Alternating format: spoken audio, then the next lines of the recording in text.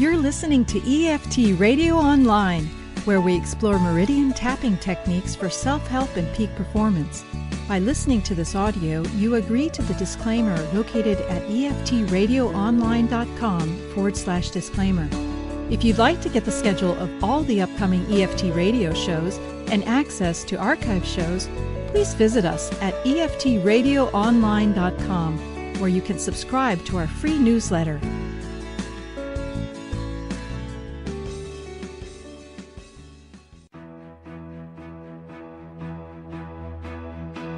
Are you frustrated with not being able to lose weight or keep it off? Do you know what you're supposed to do, but just can't do it?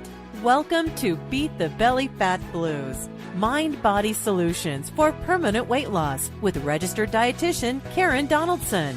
Karen is an EFT certified weight loss coach and the co-creator of the Naturally Thin You programs with EFT Universe. Stay tuned if you are finally ready to curb your cravings, heal the hurts behind your emotional eating, and release the excess weight forever.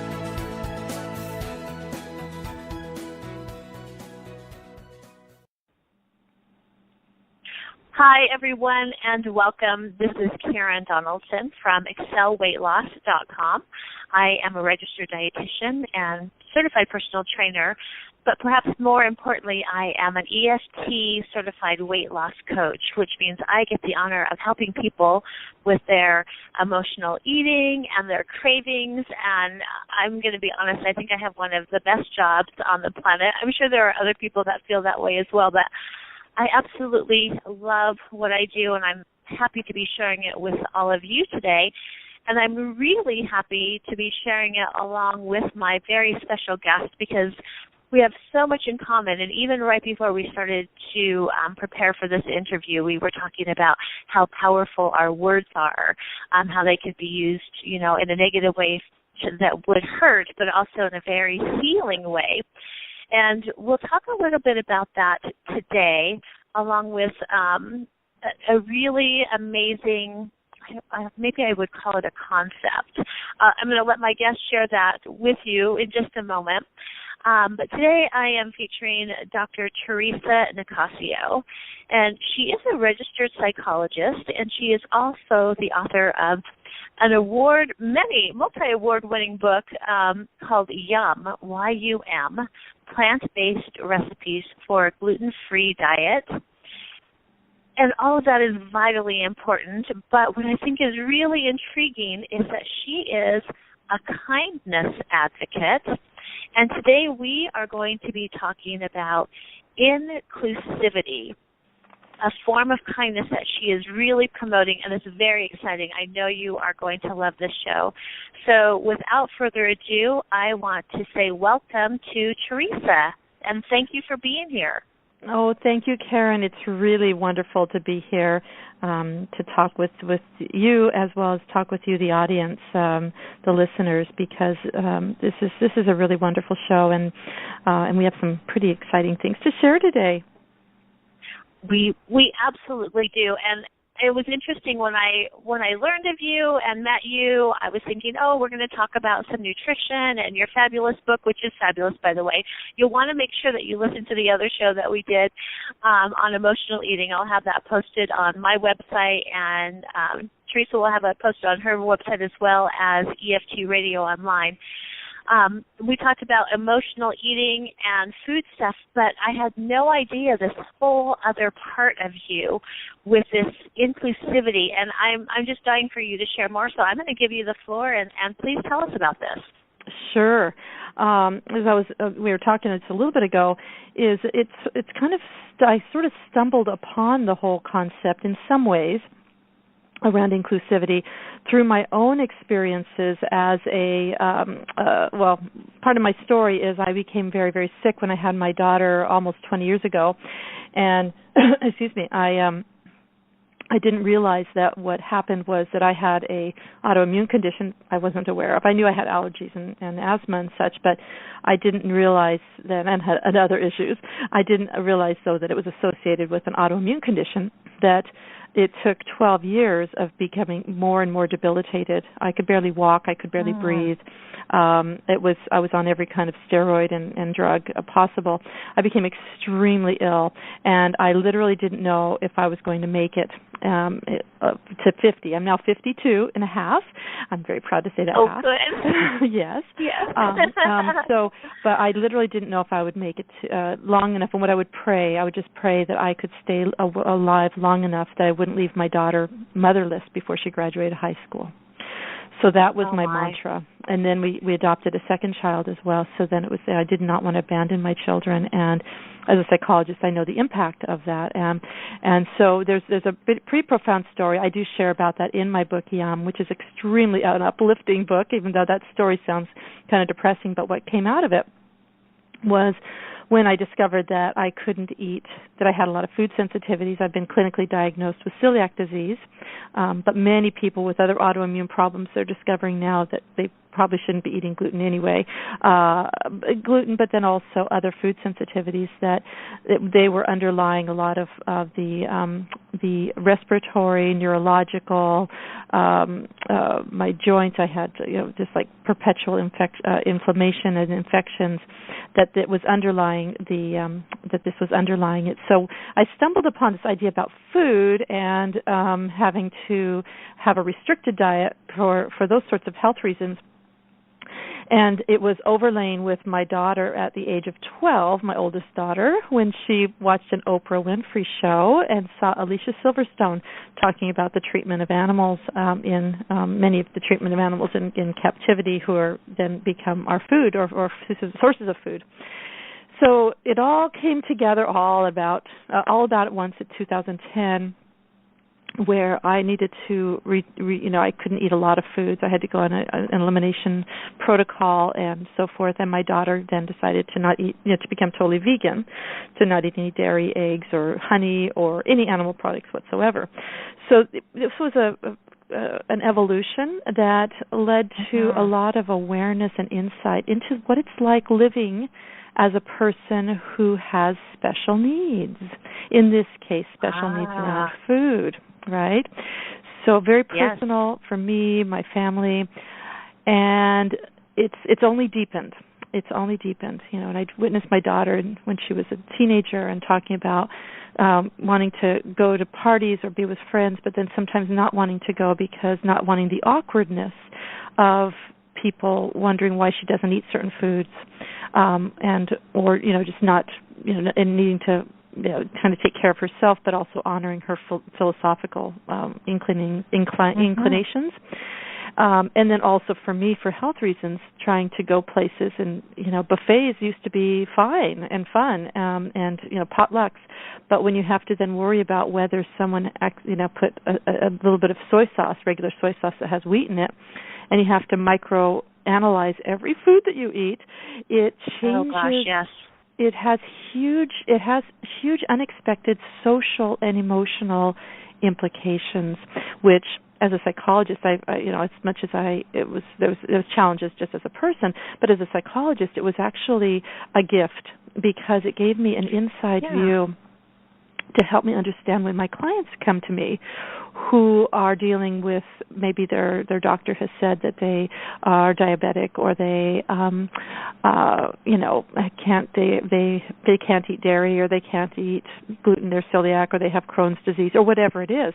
And so it gave me an inside view of the experience of what it's like. And so I was able to analyze it from both those directions. But then on top of it, Karen, I'm also Italian, and I love food. I love good food. And so that was really, and we all love food. Most of us love food, but it's like, but I didn't like to cook. So this is also, it makes a lot of people laugh because they assume that I love to cook, and this cookbook that wins the Best in the World award, best diet book in the world. I mean, that doesn't happen all the time. It was one of the top 2 in the world, best in Canada. They were like, wow. this must be your dream. You must love to cook. And I look at them and I'm like, no. No, not really. No, but you wrote this book and you became a gourmet raw food chef and you became a advanced raw food nutrition educator and you do you're on these celebrity stages and you're on radio and TV and you're doing all this stuff around. I'm like, yeah. Well, what's happened is my relationship with food is totally changed because it's looking at food as not as medicine but also a tool for kindness. And that's getting me toward the inclusivity, right? So as we look at how we can be kind, there's obvious ways to be kind. You just do nice things for people. But some of the unexpected ways of being kind is being sensitive to things that no one else is sensitive to or aware of. So, for example, if we're going to have people come to eat, or if you're going to invite people to, you're going to go someplace to eat. If you simply ask one question, their hearts will open to you in a way that you never would have dreamt. If you just ask, do you have any special dietary restrictions or preferences that we should and can account for and plan around? One question. And suddenly, this world of the person who you may not have known had this secret of dietary restrictions or, vegan or whatever, and they don't want to talk about it because of the awkwardness. Suddenly they trust you in a way and feel cared about, and they feel like they matter in a way that you never would have known. Or let's say they have a lot of things around autism or ADD, which they find that the dietary, there's a lot of foods that seem to actually help or harm people. It seems to impact. There's a lot of research going on, or even schizophrenia. There may be some things, too, around gluten and such. Anyway, so people may have conditions or depression. Depression and anxiety, yes. I have found, is strongly impacted by dietary choices and sensitivities. So people don't necessarily want to announce to the world, I struggle with depression, or I struggle with anxiety, or I've got some, other kinds of mental health challenges or food challenges or health challenges. And so when you say that, suddenly the world feels safer for them. Because I have this insider view as a psychologist of knowing myself, but also insider view as a psychologist with my clients of knowing how many people end up restricting their time with other people. They actually, it impacts them where they're not able to feel free to even go to social events. They just won't go. Oftentimes because of not wanting to address the issue. So this is like touching. There's so many elements of this, but the other piece of this is. I'll just stop there because I've been talking. I'll give you a chance to talk because I want to get into the anti-bullying element. Yes, I would love to. Yes, let's make sure we address that. But as you were speaking, I was thinking of so many examples of clients that that need some extra help during the holiday season. They're booking extra sessions. We're doing extra tapping. And one of my clients recently, didn't really want to go to a Christmas function because as she was tapping, I was having her express some anger about why she didn't want to go, and she's like, "What the hell? Don't they understand? Sugar is like cocaine for me. I don't want to explain this. Nobody gets it." And then Aunt so-and-so says, "Oh, just have a cookie. It doesn't matter. Wine isn't going to hurt you." And she's just like screaming and ranting and raving because this is so emotional for her. And then it was also triggering her because it makes her feel like nobody cares about her and it's not a big deal and her feelings don't matter. And so it's so much more than, have a cookie. There's really a lot to it, and she feels very left out and very triggered and very threatened. So I think what you're saying is exactly right. Even just asking that question and being sensitive, if Aunt Susan had said, "Do you have a food sensitivity, or what can we get you instead?" the entire event would have been different. It would have been better. Exactly. As you're talking, I got goosebumps, Karen. Oh, yes. It's been overlooked. It's kind of like one of those blind spots. You're driving, you have a blind spot and you can't see, and it's like our entire society, our entire culture has this shared blind spot, which, as I was mentioning to you before, I feel I'm sad that it hasn't come up before, but I'm so excited that I have the vision and I'm able to share it and I'm speaking it, and it's it's kind of the underside of the holidays. It's the underside of our society and our culture. Yes. It's the unspoken, this unspoken world that you and I, as therapists, we hear it spoken, but it's only spoken in hushed tones, in between four walls. And the other part of it that I really want to point out, because when we start talking about, a lot of times people get defensive, saying, this is just the holidays, people, whatever, no harm was intended. It's unintentional. It's unintentional. So it's the underside, it's unspoken, and it's unintentional. But you know what? It has an impact, and unfortunately, it has been doing harm. So the great thing about it, though, that's the sad part, is that they're doing harm and people get angry, like your client you're talking about. But the great thing is it is so darn simple. This is one of those situations where the solution couldn't be easier, and that was part of my drive with my book, was because one of the hard things is when first we get in these habits. It's like, okay, well, holidays we make cookies and we make cakes and we make certain meals, and we make them a certain way, and that way happens to be typically filled with sugar and gluten and dairy and eggs. Again, I can eat eggs. I'm not vegan.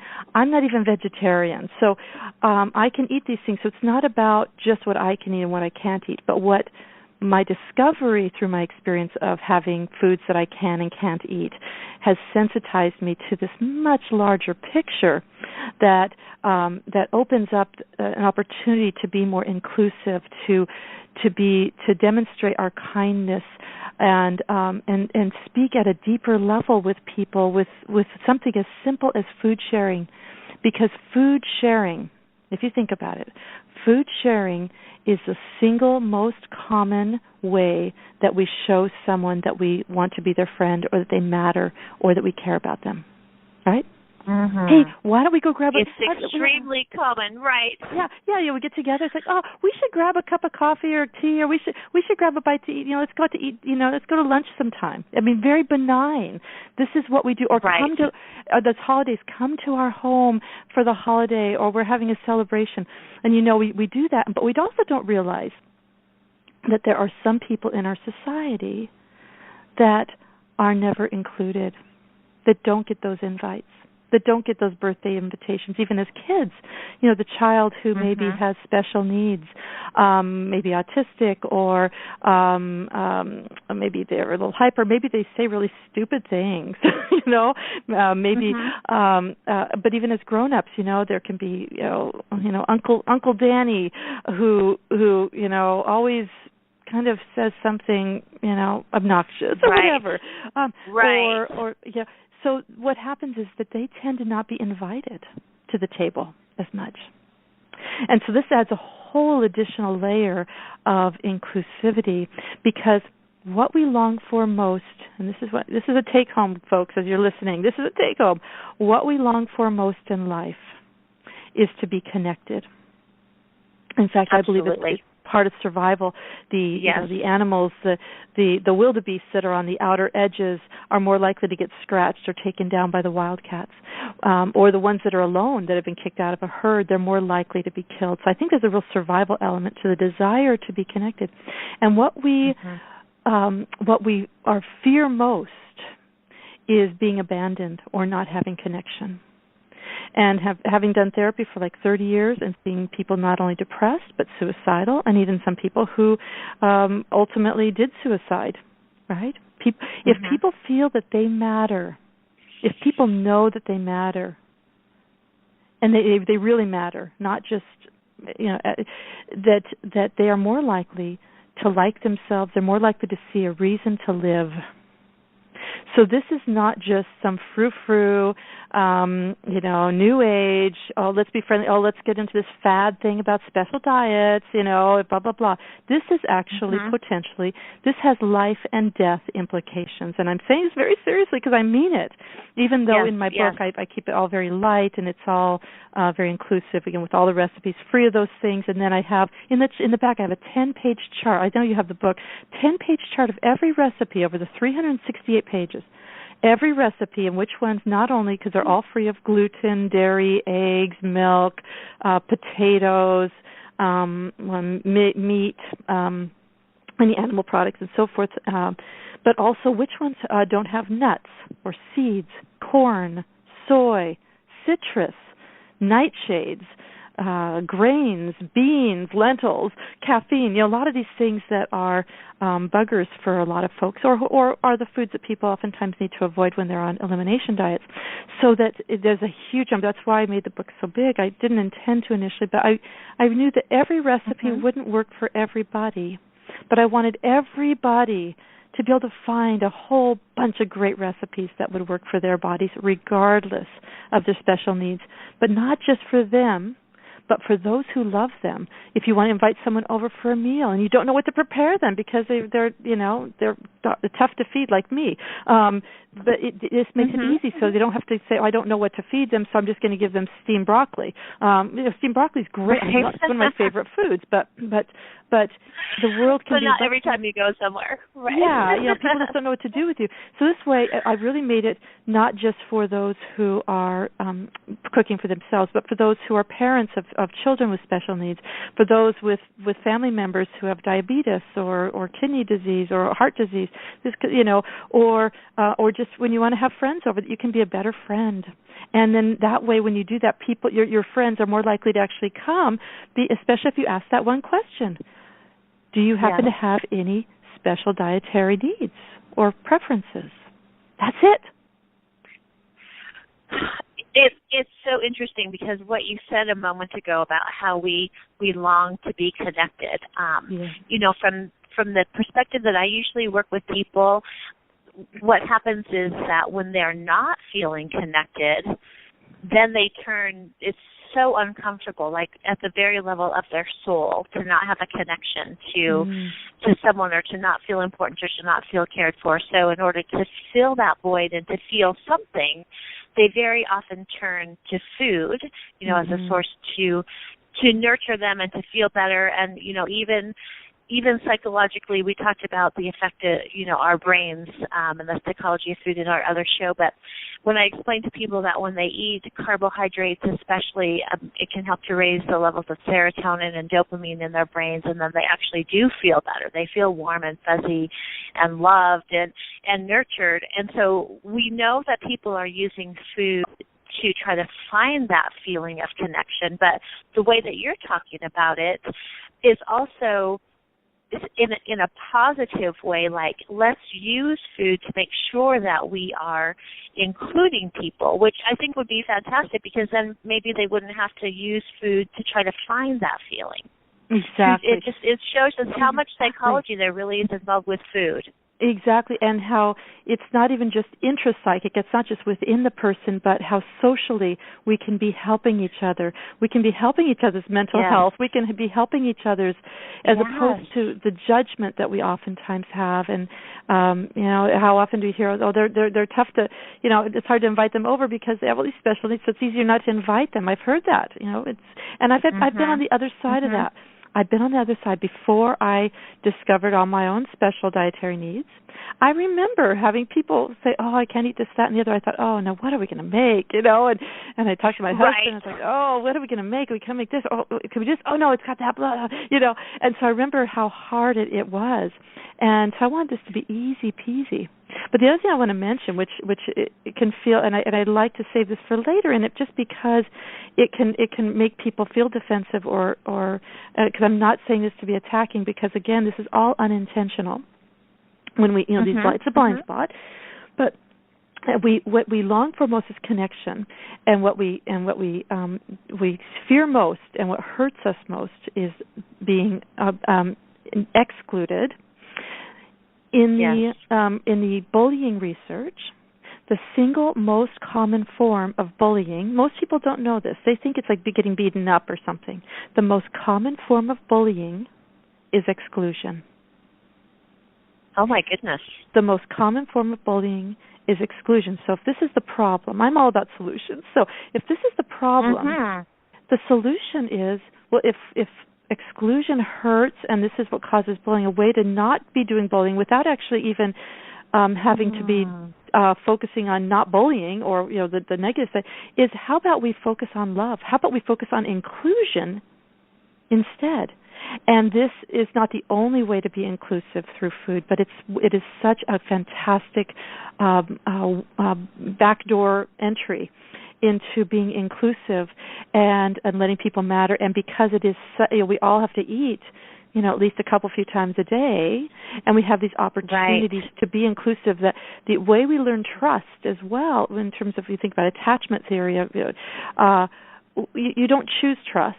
You learn trust by repetitive experiences that are trustworthy, where the trust is demonstrated over and over and over again. And what better opportunity than something that is a repetitive activity that we do every day? I mean, we eat, we sleep, we drink, we go to the bathroom. Those are kind of like the key things we do. So if you choose one of those, that's even better. But we don't really want to be inclusive when we go to the bathroom. We don't. When we sleep, there's only so much inclusiveness we can be there. So, the eating. A lot of people choose the drinking, and that that has another side effect depending upon what you drink. But the eating seems like the most benign and the most joy focused, because we have so many positive associations potentially with food, that we can use it as a vehicle to serve. Oh my goodness! This is just like a radical shift in. We talk about the emotional attachments that we have and the emotional connection of food, but this is like shifting into a way to really use this in a positive way instead of in a negative way. I know on the other show we talked about emotional eating, and you break up with your boyfriend and you sit on the couch and eat a carton of ice cream while you're watching TV, and that is one type of emotional eating. But what if there was also another type of emotional eating, but it was a celebration that we're going to practice this inclusivity and like emotionally connect and bond around some foods that are really serving us well. I love this. It's intentional kindness, and it really has the potential to create a social revolution in how we think about food and how we think about people with special needs and mental health challenges, as well as physical health challenges. It's really about, like I said, I'm a kindness advocate. It's about kindness. It's about love. It really is. I just had a guest on my show who's going to be on this 2nd of so it'll be on the 2nd of January of 2017. So it'll be on my website as a podcast after that as well. But she actually kind of parallel. She was noticing, not about food, but noticing how many negative and fear-based images are in our world and in the media. So 9/11 was like a big example, and how that impacts our emotions. And so part of her revolution, being a revolutionary in a way, is she's trying to use positive images and bringing more positive images into the world. She created a Jump for Joy project where she actually went even to the poorest neighborhood in Canada, one of the poorest neighborhoods in Canada, and had people jump for joy and took photos of them jumping. And they got involved in the project, and then made these 6-foot by 6-foot photos and just massive murals on the sides of like 6-story buildings, 3-story and a 6 building, massive mural of people jumping for joy. Many of them are homeless, drug addicted, hungry, and they had this moment, and they're able to then mark it. So it's kind of the same sort of thing where if we can infuse more joy, infuse more kindness, infuse more of that which is good, it starts to turn that sour lemon water into lemonade. I love that. I really love that. And I also like what you said a few moments ago about how the most common form of bullying is exclusion, and I hadn't really thought about that before, but as you were talking about that, I was actually recalling sometimes when I didn't feel included, and again, not intentionally, but, you know, maybe a group of friends got together and they thought I was busy, so I wasn't invited, or maybe, you know, something, who knows what happened, but I definitely remember feeling not included, and it had an effect. It had a really powerful effect on me. It hurts, it hurt my feelings. Yes, it did. And listen, I mean, here you are, an educated, attractive, privileged person. Just imagine if you had that happen just about every day. Right. Because absolutely, you have at least interspersed times with where you were included, and so that can help you combat that and help your self-esteem, your self-concept. But if repetitively you're not included, and then you happen to hear a few words, people talking about something they did that was fun, but you're never included. But everyone else seems to be, or others seem to be, but you're just never invited to the table. You're never invited to the party, to the restaurant, to the event, to the concert. It's like you're invisible, or worse, you're scoffed at and laughed at. Right, discriminated against, whatever the case may be. And it's interesting that you said invisible, because a lot of the clients that I work with who struggle with overweight and obesity have shared with me that the larger that they become, the more invisible they feel. But that there's actually some comfort in that, because it feels safer that way. They can't get hurt anymore. Yeah, and you mentioned before, I don't know if it was in this show or another show, we were talking about, I've done a lot of work with people who have been sexually abused and other kinds of trauma. Yes. That particularly when there's been sexual abuse, and that there can be the desire to be invisible, and particularly even the desire to be as sexually unappealing, or at least trying to be, or thinking that will make you more sexually appealing, whether it's conscious or not, that it's a way to protect. And we even create this physical buffer of more flesh, which makes it even more challenging. And again, that can go, that's a whole other conversation as well. It is, and briefly, I'm just going to share, I'm really excited because in January, I will actually be interviewing one of the co-founders of the ACE study, the Adverse Childhood Experiences study, Dr. Vincent Felitti. And we'll be talking about the role of childhood sexual trauma, particularly as it relates to overweight and obesity. And so I know that a lot of these thoughts are going to come up again. So sounds fantastic. You have exciting shows coming up, and I have exciting shows coming up. And it's so great to be able to share this message. And this whole I don't want to say this kindness thing, because that doesn't do it justice, but it's so simple, yet it's so big, right? Oh, this kindness thing. Well, let's call it this kindness revolution. How about this kindness revolution? Okay, let's call it that. I like that instead. Thank you for a much better word. So this kindness revolution. We actually in my hometown, we have an organization called the Kind Community, and it's a group of people who are dedicated to doing kind things, and it's publicized in the newspaper and on Facebook, and it's wonderful. You read those stories, and it warms your heart, and then you feel like paying it forward. So I know that this is a thing that is very near and dear to your heart, and I love how you're bringing food into it. Is there anything else about this kindness revolution that you would like to share? Yeah, I guess, just in terms of linking it back to the work that I did. I mean, I put almost 6 years into the book. Really, the focus of my book. People think my book is about food, and the food is awesome, and it's great, and it's inclusive, and it's all that. It's allergy-friendly, it's all that, but it's really about kindness. The book is, I call it, it's a philosophically grounded psychology book where food I use as the metaphor for the message. So it's kind of upside down, and that's it's part of, because like you were saying, you were thinking I was all about food. That's, everybody thinks that I'm all about food because of this book, and it's getting all this media attention and everything. It's really, I'm about the soul, because people are like, oh, you've like taken a whole different career, or you've taken a big change in what you're doing. I'm like, No. I'm still a psychologist. No, not really. I love what I do.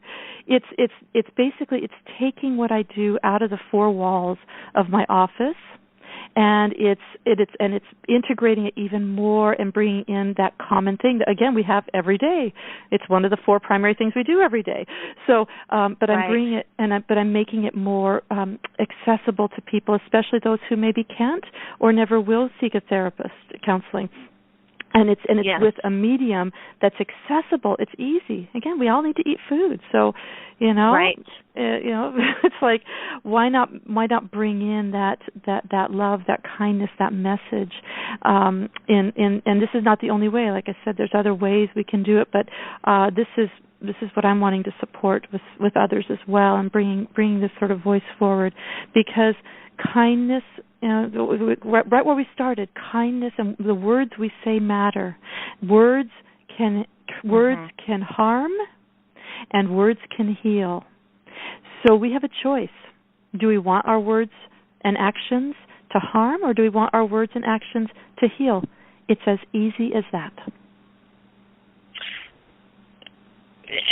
I'm almost speechless. It really is that. And I know we'll be wrapping up our show here in just a few moments, but before we go, a thought just came to me. You said that you wanted to help to share this message, with others, so that we have kindness towards others and inclusivity, and I think that is a beautiful message. What I'm finding that I'm inspired to be is to help people share this message with themselves as well, and I'm sure you share in this too. To be really kind. Yeah, be kind to ourselves. And honestly, part of what I do with people is to really kind of decriminalize food. Anyone who's been overweight or struggled with weight or even health issues, food is the bad guy. Food is the enemy. Food makes me fat. Food gives me diabetes. Food gave me heart disease. We have put a bad label on food as like this villain, and part of what I try to do is sort of decriminalize that and make food a more pleasurable, loving experience. So being kind to ourselves with this message as well, I think, is vitally important. And you have some great quotes, and then I shared with you one of the things that I challenge my clients to do. One of my favorite quotes is to be as kind to ourselves as we are to our best friend. Yes, that's so perfect. Yes, and one of the keys with being kind to ourselves is releasing judgment. Yes. Because when we have judgment and expectations, and we oftentimes with our best friends don't have that kind of judgment and expectations, we accept them. It's really the key to countering judgment is acceptance. So if we accept them for who they are, so the more we can accept ourselves and meet ourselves exactly where we are, that's where transformation can begin. I'm chuckling to myself because the other day I had a client share with me, I think she ate a bunch of candy or had soda or something like that, and she's like, just calling herself, this long list of names, you loser, you idiot, you failure, you big fat pig, I can't believe you did that. And so I said, okay, now I'll call her Mary. I said, so Mary, now I'm going to be the client, and I'm going to tell you now what I just did, all my sins, yesterday, all the bad things that I ate, and I want you to say those same words to me. I want you to call me a loser and a failure and a big fat pig and blah, blah, blah. And she looked at me, and she just had tears in her eyes, and she said, I can't do that. I said, why not? Just like, let me have it. I was bad. I made all these choices, and I ate this food. And she said, I can't say that to you. So it was really a great moment for her to realize that she probably doesn't want to be saying that to herself either, and she's going to practice now a little bit more self-love and self-kindness. Yeah, that gives me goosebumps everywhere. That's such a beautiful story, and such a good example of another blind spot where we don't realize how cruel we really are and how wrong that is. Right. It's to be so mean, and there's that idea of nonviolent communication. And I like to talk to people that it's not just about nonviolent communication with others, and the idea that comparing anybody is sort of a violent act, but it's actually about being nonviolent in our communication with ourselves and what we say to ourselves, and not comparing ourselves with anyone else. Yes. Fantastic. So anyway. This is so fun. It's all good. I know. Well, I know that we are getting close to our time for today. I would love for you to take a few moments to just share how people can connect with you, a little bit about your book and where they can get it if they would like to do that. So please take a few minutes and do that for us.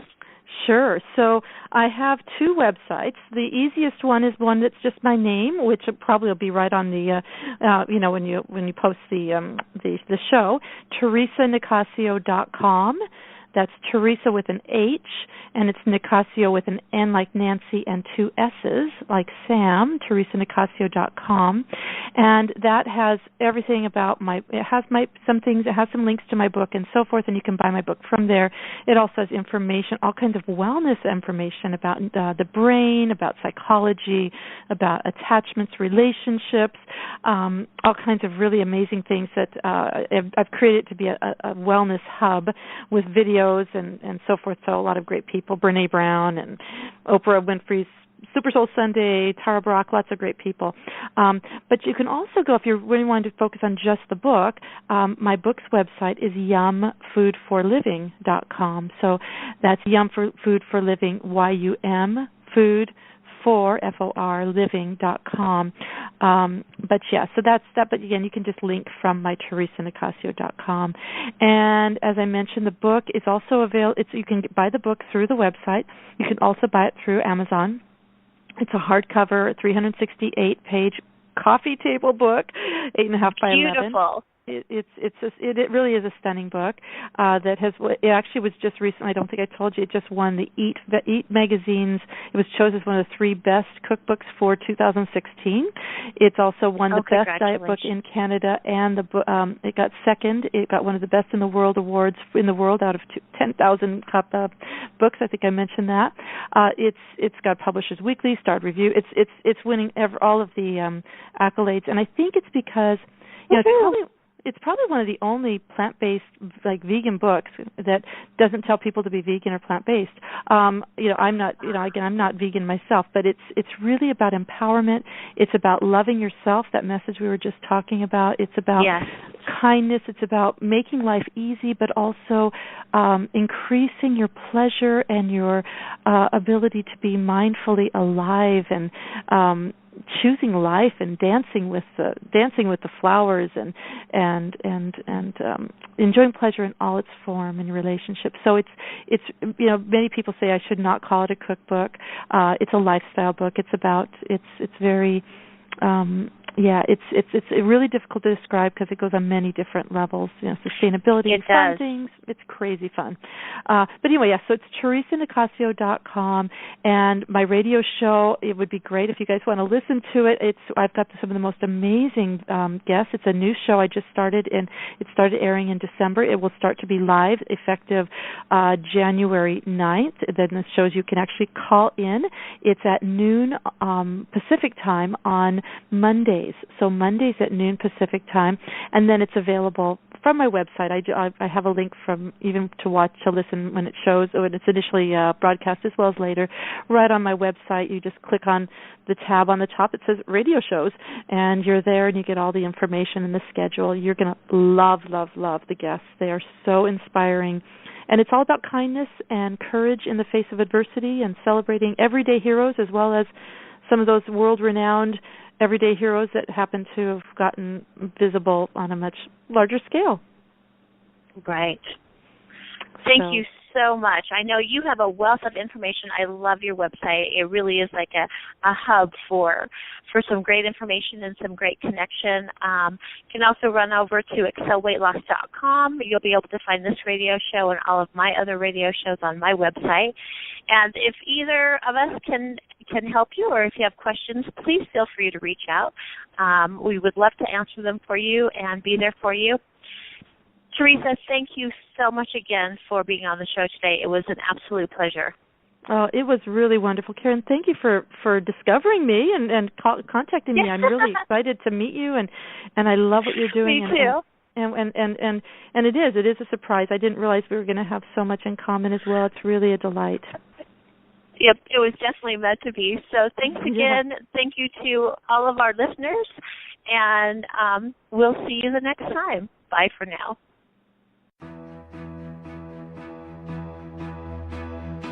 If you know what you're supposed to do, but just can't do it, and you're finally ready to lose the weight and keep it off, go to excelweightloss.com and watch Karen's powerful free video that reveals the secret to curb your cravings permanently.